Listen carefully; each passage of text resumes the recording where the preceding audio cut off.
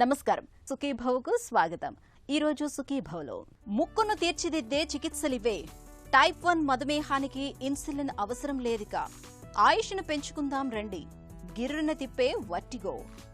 ఇంకా health tip. ముక్కు తీరు బాగలేకపోతే సర్దుకుపోవటం తప్ప ఒకప్పుడు చేయటానికి ఏమీ ఉండేది కాదు. చప్పిడి ముక్కు అయినా, గద్ద ముక్కు అయినా, వంకర ముక్కు అయినా తమకింతే ప్రాప్తమని సరిపెట్టుకోవాల్సి వచ్చేది. అయితే ఇప్పుడు ఆ అవసరం ఎంత మాత్రమూ లేదు. రైనోప్లాస్టీ సర్జరీ సాయంతో ముక్కులో ఎలాంటి లోపాన్ని అయినా ఇట్టే సరిచేయించుకోవచ్చు. ముక్కును తమకు నచ్చినట్టుగా తీర్చిదిద్దుకోవచ్చు. ముక్కును తీర్చిదిద్దే ఆధునిక సర్జరీ రైనోప్లాస్టీ గురించి ఇప్పుడు తెలుసుకుందాం.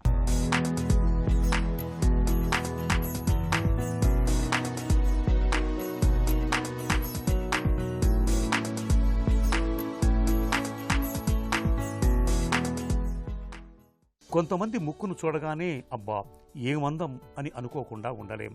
కోటేరు లాంటి తీరైన ముక్కు ముఖానికి ఇచ్చే అందమే వేరు. మరి మనలో అందరికీ ఇలాంటి కోటేరు ముక్కు ఉంటుందా అంటే లేదనేదే సమాధానం. పుట్టుకతోటి ముక్కులో లోపాలు ఉండొచ్చు, లేదా ప్రమాదాల్లో గాయాల మూలంగా ముక్కు తీరుతెన్నులు మారిపోయి ఉండొచ్చు. ఒకప్పుడైతే ఇలాంటి లోపాలకు చేయటానికి ఏమీ ఉండేది కాదు. కానీ నేడు రైనోప్లాస్టీ సర్జరీ సాయంతో ముక్కును మనం కోరుకున్న విధంగా తీర్చిదిద్దుకోవచ్చు. ముక్కు లోపాలకు సంబంధించి మనలో చాలామందిలో అయితే గద్ద ముక్కు లేదంటే చప్పిడి ముక్కు అనేవి ఎక్కువగా కనిపిస్తాయి. ఈ రకమైన లోపాల్ని ఇవాళ చాలా సులువుగా సరిచేయొచ్చని చెబుతారు డాక్టర్లు. ఈ ఫ్రంట్ పార్ట్ ఇలా పైదాన్ని ఉండేదాన్ని దాన్ని డోర్సమ్ అంటాం అనమాట. దీన్ని టిప్ అంటారు. దీన్ని ఇక్కడ రూట్ అంటాం అనమాట. ఆ రాడిక్స్ అంటాం మా మెడికల్ భాషలో. దెన్ ఇవి ఏమో నాస్టిల్స్, అందరికీ తెలిసినవి. ఇది మధ్యలో ఏమో ఇదంతా స్కిన్లో ఉంటే అడుగున లోపల ఉండేది ఏంటంటే బోనీ స్ట్రక్చర్ ఉంటుంది. ఆ మధ్యలో ఒక లేయర్ ఆఫ్ కార్టిలేజ్ ఉండి అటు ఇటు కవర్ అవుతున్నాను మ్యూకస్ మెంబ్రెయిన్. ఈ మ్యూకస్ మెంబ్రెయిన్ కవర్ అయ్యి దెన్ రెండు గాలి దాంట్లోంచి వెళ్తూ ఉంటుంది అనమాట. So this is basic parts of the nose అనమాట. ఈ పార్ట్స్లో చెప్పబోయేది ఏంటంటే డోర్సమ్ యొక్క డిఫార్మిటీస్ ఏంటి, దాని కరెక్షన్స్. ఈ డోర్సమ్ డిఫార్మిటీస్ మెయిన్గా ఏంటంటే టూ టైప్స్లో ఒకటి ఏంటంటే ఎక్కువ ఉంటుంది, రెండో దాంట్లో తక్కువ ఉంటుంది. యూజువల్గా ఎలా వస్తుంది, ఎందుకు వస్తుంది అంటే కనుక ఇది మెయిన్ రీజన్ ఏంటంటే జెనెటికల్గా. సో మనం ఏ అదర్ కాజెస్ అనేది ఆల్మోస్ట్ అన్హర్డ్ అనమాట. అదర్ థింగ్స్ చాలా మైనర్ థింగ్స్ ఏంటంటే దేని దెబ్బ తగిలితే కొంచెం డిఫార్మిటీస్ వచ్చి రావచ్చు. అది చట్టి ముక్కు రావచ్చు, కొంచెం తేడా రావచ్చు, హంపుగా రావచ్చు అనమాట. ఇది కాజెస్. రైనోప్లాస్టీ ముక్కును మనం కోరుకున్నట్టుగా తీర్చిదిద్దే ఈ ప్లాస్టిక్ సర్జరీ నిజానికి మనకు కొత్తదేమీ కాదు. క్రీస్తు పూర్వం 600 సంవత్సరంలోనే మన దగ్గర సుశ్రుత మహర్షి స్వయంగా ముక్కుకు సర్జరీ చేసినట్లు చరిత్ర చెబుతోంది. అప్పటికీ ఇప్పటికీ సర్జరీ చేసే టెక్నిక్స్లో మార్పులు వచ్చాయి, కానీ మూల సూత్రం మాత్రం ఒక్కటే: రిడక్షన్, ఆగ్మెంటేషన్, అలైన్మెంట్. అంటే ఎత్తును తగ్గించటం, అవసరమైతే పెంచటం, ముక్కు తీరుతెన్నులు ఒక అలైన్మెంట్లో సౌష్ఠవంగా ఉండేలా చూడటం ద్వారా ముక్కును తీర్చిదిద్దుతారు. అవసరమైతే కొన్నిసార్లు చెవి నుంచి లేదా ఇతర శరీర భాగాల నుంచి సేకరించిన కార్టిలేజ్ను లేదంటే బయటి నుంచి సింథటిక్ వంటి కృత్రిమ పదార్థాలని సైతం వాడతారు. ఈ గద్దముక్కును చూడండి, ఆపరేషన్ తర్వాత ఎంత అందంగా మారిపోయిందో.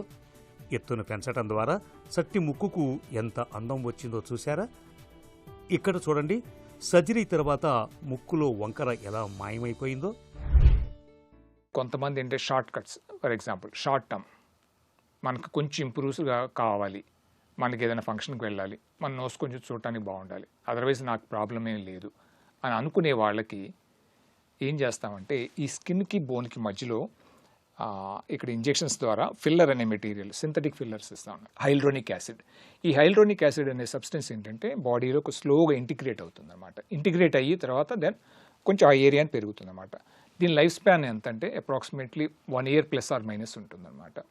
ఈ విధంగా ఈ హైల్డ్రోనిక్ యాసిడ్ వల్ల ముక్కు డోర్సమ్ యొక్క హైట్ పెరుగుతుంది. ఇది వద్దు అనుకునే వాళ్ళకి ఏంటంటే then the better to go for operative rhinoplasty అనమాట. డిప్రెస్డ్ నోస్కి వాళ్ళు మేము చేసేది ఏంటంటే మళ్ళీ స్కిన్ కింద నుంచి వెళ్తాం అనమాట. ఆపరేషన్ ఏంటంటే అంత లోపల నుంచే ఉంటుంది. అండ్ ఆ లోపల నుంచి వెళ్ళి మెటీరియల్ కొంత యాడ్ చేస్తాం బోన్కి స్కిన్కి మధ్యలో. ఏ మెటీరియల్? మన ఓన్ మెటీరియల్ అనమాట. Or synthetic material like silicone అనేది కూడా వాడుకోవచ్చు. బట్ ఆఫ్ లేట్ ఏంటంటే సిలికాన్ వల్ల ఫ్యూచర్ ప్రాబ్లమ్స్ వచ్చే ఛాన్స్ ఉందని చెప్పేసి మన own material any day is the best choice అండి. దాన్ని ఎక్కువగా cartilage, bone, out of that cartilage is the best material. ఎందుకంటే బోన్ ఏంటవుతుందంటే ఓవర్ ద టైమ్స్ బాగా తగ్గిపోతూ ఉంటుంది అనమాట. అదే కార్టిలేజ్ అయితే ఫర్ ఎగ్జాంపుల్ అది పెట్టింది యూజువల్గా మినిమల్గా అయినా కానీ బట్ చాలా కాలం ఉంటుందన్నమాట. దాంట్లో మెటీరియల్స్ ఎక్కడెక్కడి నుంచి తీయచ్చు అంటే మిడ్ లైన్లో కొంత సెప్టమ్ అని ఉంటుంది ఎవరికైనా, ఆ సెప్టమ్ పార్ట్ కొంత తీయచ్చు, లేదంటే ఇయర్ ఈ మధ్యలో పార్ట్ని తీయచ్చు, లేదంటే ఈ రిబ్స్ యొక్క పక్క పార్ట్ని తీయచ్చు అనమాట. కోస్టల్ కార్టిలేజ్ అంటాం. ముక్కును మనకు నచ్చిన విధంగా తీర్చిదిద్దే రైనోప్లాస్టీ సర్జరీకి కనీసం 1-2 గంటల సమయం పడుతుంది. అవసరాన్ని బట్టి లోకల్ లేదా జనరల్ అనస్థీషియా ఇస్తారు. ఆపరేషన్ తర్వాత ముక్కు లోపల బయట డ్రెస్సింగ్ చేస్తారు. అదే రోజు కానీ లేదంటే తరువాతి రోజు కానీ డిశ్చార్జ్ చేస్తారు. సర్జరీ తర్వాత 1 వారం పాటు యాంటీబయాటిక్స్, నొప్పి నివారణ మందుల్ని వాడాల్సి ఉంటుంది. 5 రోజుల తర్వాత డ్రెస్సింగ్ని తొలగిస్తారు. వారం 10 రోజుల పాటు నోటితో గాలిని పీల్చుకోవటం, వ్యాజ్లైన్ ప్యాక్లను పెట్టుకోవటం వంటి జాగ్రత్తల్ని ఖచ్చితంగా పాటించాలి. రైనోప్లాస్టీ సర్జరీ చేయించుకున్న తర్వాత మనం ఆశించిన ఫలితం కనిపించడానికి కనీసం 1 నెల రోజులైనా పడుతుంది.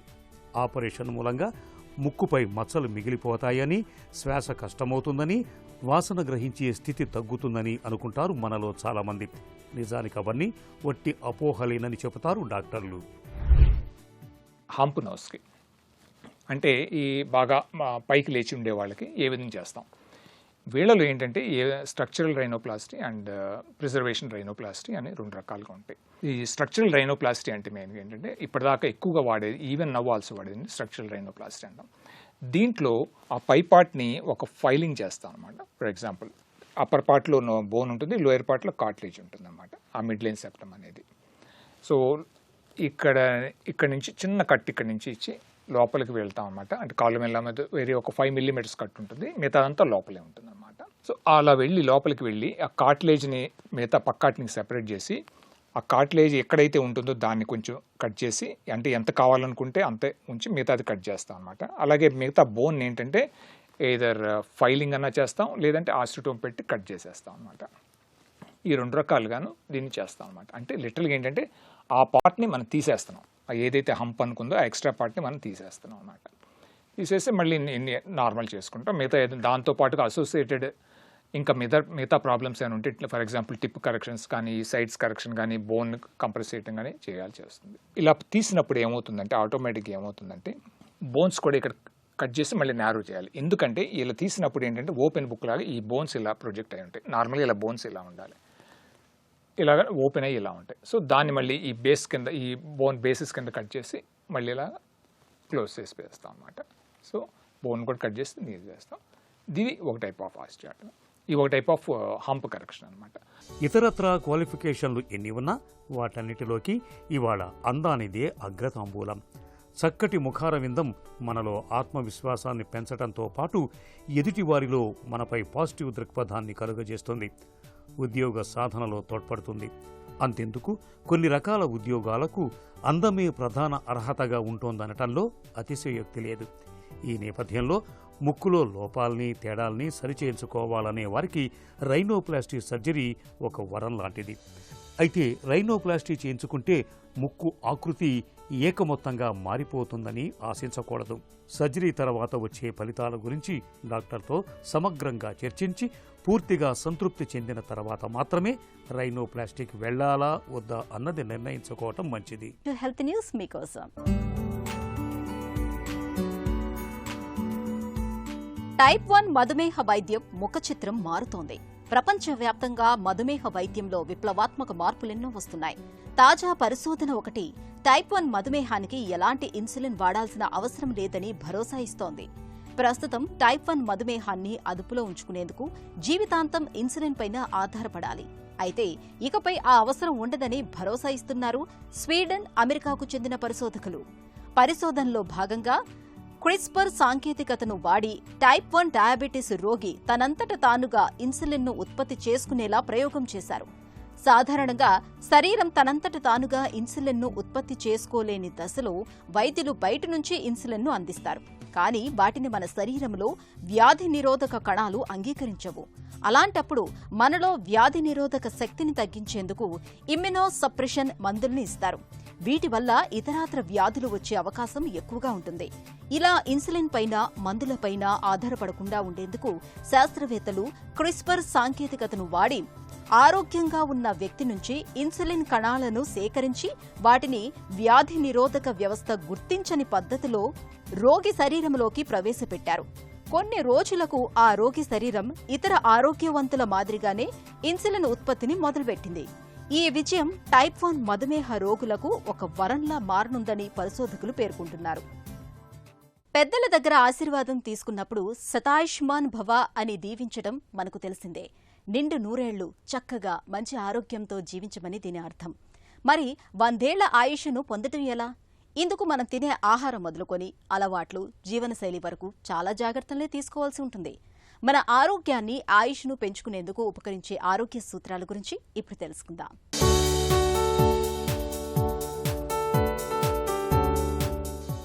దీర్ఘాయుష్షు కోసం జీవనశైలి, ఆహారపు అలవాట్లు, వ్యాయామం ఇవన్నీ కీలకమే అంటారు నిపుణులు. జీవన కాలాన్ని పెంపొందించుకోవడానికి, దీర్ఘాయుష్షు కోసం సమాజంతో స్నేహ బాంధవ్యాల్ని నెరపడం చాలా అవసరం. ఒంటరితనం అనేది త్వరగా వృద్ధాప్యాన్ని తెచ్చిపెడుతుంది. అది అకాల మరణానికి దారితీస్తుంది. రోజంతా టీవీ ముందు కూలబడితే శరీరం, మనసు రెండూ క్షీణిస్తాయి. కాబట్టి నలుగురితో కలివిడిగా ఉండాలి. కుటుంబ సభ్యులు, బంధువులు, స్నేహితులతో మంచి సంబంధాలు పెట్టుకోవాలి. ఇది ఆయుష్ పెరగడానికి దోహదం చేస్తుంది. ఇక దీర్ఘాయుష్షుకు మంచి పోషకాహారము ముఖ్యమే. ఒమేగా కొవ్వు ఆమ్లాలు దండిగా లభించే అక్రోట్ల వంటి వాటిని తరచుగా తీసుకుంటూ ఉండాలి. సాధారణంగా శాకాహారులు ఎక్కువ కాలం జీవిస్తుంటారు. ఎందుకంటే కూరగాయలు, ఆకుకూరలు, పండ్లలో పీచు, యాంటీ ఆక్సిడెంట్ల వంటి మూలకాలు దండిగా ఉంటాయి.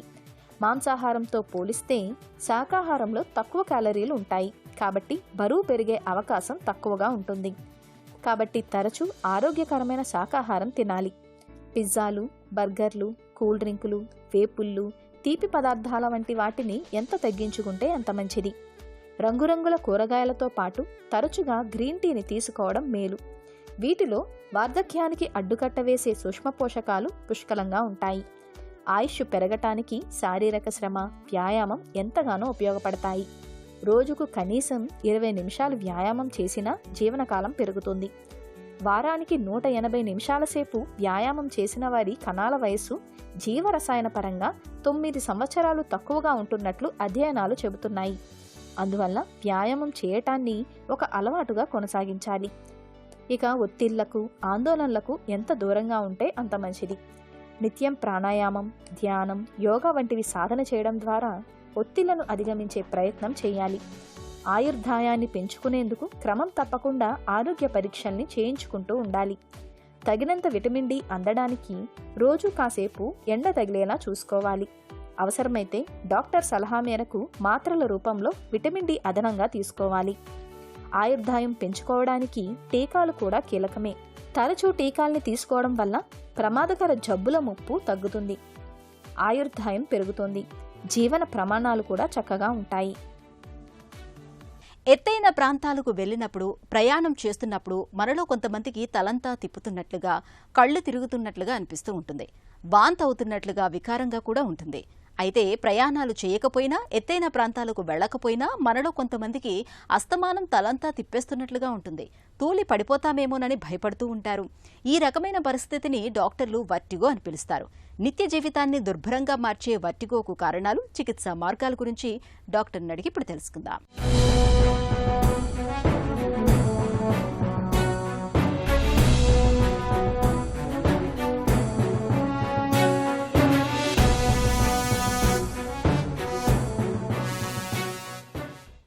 వర్టిగో అంటే ఏంటి? వర్టిగో అంటే మనకి బ్యాలెన్స్కి సంబంధించిన ప్రాబ్లం. తల తిరగడము, తూలుడు, ఇవి నడుస్తున్నప్పుడు ఒక పక్కకి పడిపోవటము, ఇవన్నిటినీ వర్టిగో అనే అంటారు. సో మనకి బ్యాలెన్స్కి సంబంధించిన ఏరియాస్ అనేవి ఉంటాయి బాడీలో. ఏంటవి? మనకి చెవు లోపల చెవు ఇన్నర్ ఇయర్ అంటాము. చెవుకి లోపల మనకి బ్యాలెన్స్కి సంబంధించిన ఆర్గన్ వెస్టిబ్యులర్ సిస్టమ్ అనేది ఉంటుంది. తర్వాత మెదడు లోపల మనకి బ్యాలెన్స్కి సంబంధించిన చిన్న మెదడు, దాని నుంచి కనెక్షన్స్ కంటికి లేదా స్పైనల్ కార్డ్ మన చేతులు కాళ్ళకి వెళ్ళే కనెక్షన్స్, ఇవన్నీ సరిగ్గా పనిచేస్తేనే మనకి బ్యాలెన్స్ కరెక్ట్గా ఉంటుంది. తల, కళ్ళు, బాడీ అంతా మనకి స్టడీగా ఉంటుంది. వీటిల్లో ఎక్కడ ప్రాబ్లం వచ్చినా కూడా మనకి ఈ తల తిరగడం రావడం జరుగుతుంది. దాన్నే వర్టిగో అంటాము. వర్టిగో అనేది ఎన్ని రకాలుగా ఉంటుంది? మేజర్ టైప్స్ మనకి సెంట్రల్ వర్టిగో, పెరిఫరల్ వర్టిగో అంటాము. సో పెరిఫరల్ వర్టిగో అంటే చెవు లోపల ఇన్నర్ ఇయర్లో మనకి బ్యాలెన్స్కి సంబంధించిన ఆర్గన్ ఉంటుంది. సో అక్కడ ఏదైనా ప్రాబ్లం వచ్చినప్పుడు బీపీపీవీ అంటాము. బీపీపీవీ అంటే లోపల మనకి ఆ ఇన్నర్ ఇయర్ చెవు లోపల చిన్న చిన్న పార్టికల్స్ ఓటోలిత్స్ అని ఫార్మ్ అవ్వడం జరుగుతుంది. అవి మనకి సెమీ సర్క్యులర్ కెనాల్స్లోకి వెళ్ళిపోయినప్పుడు ఇరిటేషన్ కాజ్ చేసి మనకి ఈ సివియర్గా తల తిరగడము, పర్టికులర్ పొజిషన్లోకి వెళ్ళినప్పుడు తల తిరగడము రావడం జరుగుతుంది. తర్వాత బ్రెయిన్లో ఎక్కడైనా ప్రాబ్లమ్స్ వచ్చినా దాన్ని సెంట్రల్ వర్టిగో అంటాం. సో బ్రెయిన్లో ఏవైతే మనకి ఇంటిగ్రేటర్స్ ఉంటాయి, కంటి చూపుకి, మన స్పైనల్ కార్డ్, చేతులు కాళ్ళకి వెళ్ళే నరాలకి, తర్వాత చెవులో ఉన్న బ్యాలెన్స్ ఆర్గన్కి, ఇవన్నిటినీ కనెక్షన్స్ ఏవైతే ఉంటాయో బ్రెయిన్లో, వాటిలో ఎక్కడ ప్రాబ్లం వచ్చినా చిన్న మెదడులో కానీ, ఇవన్నిటినీ సెంట్రల్ వర్టిగో అంటాము. సో 2 మేజర్ టైప్స్ అన్నమాట. వర్టిగో ఎందుకు వస్తుంది? కారణాలేంటి? కారణాలలో మనకి వెస్టిబులార్ మైగ్రేన్ అంటాము. వెస్టిబులార్ మైగ్రేన్ అంటే ఇది ఎక్కువ శాతం కొందరికి తలనొప్పి కూడా అస్సలు ఉండకపోవచ్చు, ఓన్లీ సివియర్గా కళ్ళు తిరిగిపోవడము, వాంతి వచ్చేయడము అలా ఉండొచ్చు. సో అది one of the main cause. Especially తక్కువ వయసులో ఉన్న వాళ్ళల్లో మనము ఈ మైగ్రేన్, వెస్టిబులార్ మైగ్రేన్ అనేది చూస్తాం. వాళ్ళు కళ్ళు తిరగడంతో పాటు తలనొప్పి ఉంటుంది. నెక్స్ట్ బీపీపీవీ, చెవు లోపల ఉన్న ఏదైతే వెస్టిబులార్ అపారటస్ బ్యాలెన్స్ ఆర్గన్ అనేది ఉంటుందో అక్కడ మనకి డిస్టర్బెన్స్ వచ్చిన ఆ ఓటోలిత్స్ ఫామ్ అయ్యి కెనాల్లోకి వెళ్ళిపోవడంతో మనకి తల తిరగడము, వామిటింగ్ రావడము ఇవి. తర్వాత కొన్ని హై రిస్క్ ప్రాబ్లమ్స్ కూడా ఉండొచ్చు. లైక్ మన చిన్న మెదడులో ఏదైనా స్ట్రోక్ రావడం, అంటే లోపల రక్తనాళంలో రక్తం గడ్డగట్టుకుపోయి లేదా రక్తనాళం చిట్లిపోయి లోపల బ్లీడింగ్ అవ్వడము. ఈ చిన్న మెదడు మన బ్యాలెన్స్కి సంబంధించిన ఏరియాస్ ఆఫ్ ద బ్రెయిన్ అన్నమాట. అక్కడ స్ట్రోక్ వచ్చినా ఇలా జస్ట్ మైల్డ్గా తల తిరుగుతుంది, కొంచెం నడుస్తుంటే ఒక వైపుగా పడిపోతున్నట్టుగా ఉంది అన్నట్టు రావచ్చు.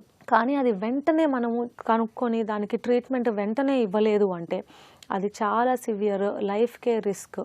మనకి ఇంపార్టెంట్ ఏరియాస్ మీద ప్రెషర్ పెట్టేసి మనకు ఆ కోమాలోకి వెళ్ళిపోయి వెంటిలేటర్ మీదకి వెళ్ళిపోయిన రిస్క్ కూడా ఉంటుంది. తర్వాత మనకి ఈ చిన్న మెదడు దగ్గర కొన్ని గడ్డలు లాంటివి, బ్రెయిన్ లోపల గడ్డలు, ట్యూమర్స్ అవి ఉన్నా కూడా ఈ తల తిరగడం అనేది వచ్చే ఛాన్స్ ఉంటుంది.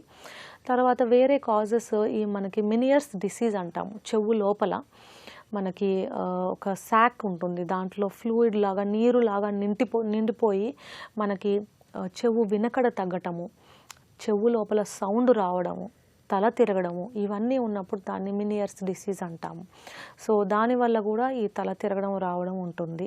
తర్వాత కొన్ని గుండె ప్రాబ్లమ్స్ లేదా బీపీ ఎక్కువ తక్కువ అవ్వడం వల్ల కూడా మనకి ఈ తల తిరగడం వచ్చే ఛాన్స్ ఉంటుంది. వర్టిగోను ఎలా నిర్ధారించుకుంటారు? మెయిన్గా టైప్స్ పరంగా peripheral vertigo, central vertigo. So central vertigo ఏవైతే చెప్పానో నేను, స్ట్రోక్స్ ఉంటాయి కదా మనకి, తర్వాత బ్రెయిన్లో గడ్డలు అవి ఉంటాయి. సో వాటికి ఏంటంటే మనము తల స్కానింగ్, ఎంఆర్ఐ స్కాన్ కానీ సిటీ స్కాన్ కానీ అవి చేస్తే మనకి క్లియర్గా అర్థమవుతుంది ఎక్కడ ప్రాబ్లం ఉంది ఏంటి, దానికి సరైన చికిత్స అందించడానికి వీలుగా ఉంటుంది. కానీ అదే పెరిఫెరల్ వర్టిగో ఏదైతే చెవుకి లోపల బ్యాలెన్స్ ఆర్గన్స్ లేదా అక్కడి నుంచి బ్రెయిన్కి వెళ్ళే నరాలలో ప్రాబ్లమ్స్ అవి ఉన్నప్పుడు మనకి వీడియో నిస్టాగ్మోగ్రఫీ, VNG అంటాము. సో ఈ వీడియో నిస్టాగ్మోగ్రఫీతో మనకి చాలా అడ్వాన్సెస్ వచ్చాయి. మనం చాలా క్లియర్గా ఎగ్జాక్ట్ కాజ్ అంటే దానిలో కూడా టైప్స్ ఏంటి, దాన్ని కంప్లీట్గా క్యూర్ అయ్యేలాగా మనము ట్రీట్మెంట్ ఇవ్వడానికి వీలుగా ఉంటుంది. సో వీడియో నిస్టాగ్మోగ్రఫీలో మనము చిన్న గాగుల్స్ లాంటిది వేస్తాము కంటికి. సో చెవు లోపల గాలి ఊది చెక్ చేస్తాము, కెలోరిక్ టెస్టింగ్ అంటాము. సో డైనామిక్ విజువల్ యాక్టివిటీ అనే టెస్ట్ కూడా చేస్తాము. Subjective, visual, vertical. సో మనకి బ్యాలెన్స్ సిస్టమ్ ఎలా పనిచేస్తుంది అనేది కనుక్కోవడానికి ఈ 4 టెస్టులు చేయడం జరుగుతుంది. దానివల్ల మనకి ఈ బ్యాలెన్స్ ఆర్గన్లో కానీ అక్కడి నుంచి బ్రెయిన్కి వెళ్ళే కనెక్షన్స్లో కానీ ఎక్కడ ప్రాబ్లం ఉంది క్లియర్గా ఐడెంటిఫై చేయడానికి కుదురుతుంది.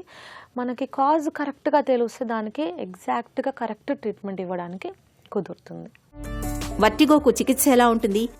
ట్రీట్మెంట్ అనేది కూడా మనకి ఏదైతే కారణం ఉంటుంది వర్టిగోకి దాన్ని బట్టి మనం ట్రీట్మెంట్. సో మైగ్రేన్ అన్నాము. సో మైగ్రేన్కి ఏంటంటే మనకి లైఫ్ లాంగ్ మెడికేషన్స్ ఉండవు, కానీ సివియర్గా ఉంటుంది అంటే కోర్స్ లాగా మెడికేషన్స్ ఇవ్వడం జరుగుతుంది. మేబీ 1 month, 2 months, 3 months పట్టొచ్చు. బట్ ఆఫ్టర్ దట్ కంప్లీట్గా మెడికేషన్స్ ఆపేస్తాము అండ్ రీహాబిలిటేషన్ చేయడం ఉంటుంది. బీపీపీవీకి మెడికేషన్స్ కంటే మెనూవర్ అంటే ఏంటి, మనకి లోపల ఓటోలిత్ ఫామ్ అయ్యి కెనాల్లోకి వెళ్తుంది. ఆ కెనాల్లో నుంచి బయటికి తీసుకురావడం ఎలా? సో ఒక పర్టిక్యులర్ నిద్రలో మనము అటు ఇటు తిరిగినప్పుడు ఆ ఓటోలిత్ అనేది కెనాల్లోకి వెళ్ళిపోయినప్పుడు మనకి తల తిరగడం మొదలవుతుంది. ఆ ఓటోలిత్ని మనం బయటికి తీసుకొచ్చిన దాకా అది తల తిరగడం తగ్గకపోవచ్చు. సో మనం మెడిసిన్స్తో ఎలా తీసుకొస్తాం దాన్ని? It is not possible. So manoeuvres ఉంటాయి. సో మనము హెడ్ పొజిషనింగ్ మెనూవర్స్ అంటాము. సో తలని ఏ టైప్ అయితే బీపీపీవీ ఉందో కనుక్కొని టెస్ట్ చేసుకొని దాని పరంగా మనం ఆ కెనాల్లో నుంచి ఆ ఓటోలిత్ బయటకు వచ్చేలాగా మెనూవర్స్ చేస్తాం. సో పడుకోబెట్టి తల ఒక పక్కకి తిప్పడము, తర్వాత ఇంకో పక్క తర్వాత లేసి కూర్చోపెట్టడం. సో దీనిలో different types of manoeuvres, treatment therapeutic manoeuvres అంటాం. సో మేజర్ ట్రీట్మెంట్ బీపీపీవీకి అదే. మెడిసిన్స్ మనం ఇచ్చినా కూడా ఓన్లీ టెంపరీ సిమ్టమాటిక్గా షార్ట్ కోర్స్ మ్యాక్సిమం 1-2 weeks దాకా ఇవ్వడం జరుగుతుంది. తర్వాత స్ట్రోక్స్ అయితే దాని ట్రీట్మెంట్ వేరుగా ఉంటుంది. స్ట్రోక్ పరంగా రక్తం పలచబడే మెడిసిన్స్ కానీ బీపీ తగ్గించే మందులు కానీ ఇవ్వడం జరుగుతుంది. లోపల గడ్డలు లాంటివి ఏమన్నా ఉంటే అప్పుడు మనకి సర్జరీ అనేది అవసరం పడవచ్చు. తల తిప్పడం వెనక చెవి, ముక్కు, గొంతులో సమస్యలతో పాటు ఒక్కోసారి నాడీ వ్యవస్థలో కూడా సమస్యలు ఉండొచ్చు. పరీక్షల్లో మూల కారణాన్ని పసిగడితే వర్టిగోకు తేలికగానే చికిత్స చేయొచ్చు. ఇక ఈరోజు కార్యక్రమాన్ని ముగించే ముందు ఒక చిన్న చిట్కా మీకోసం. షుగర్ జబ్బుతో బాధపడుతున్నప్పుడు నిత్యం జామపండును తినటాన్ని అలవాటు చేసుకోండి. జామపండులోని రసాయనాలు ఇన్సులిన్ నిరోధకతను తగ్గిస్తాయి. దీంతో రక్తంలో గ్లూకోజ్ హెచ్చు తగ్గులు లేకుండా స్థిరంగా ఉంటుంది. అంతేకాదు మలబద్ధకం కూడా తగ్గుతుంది.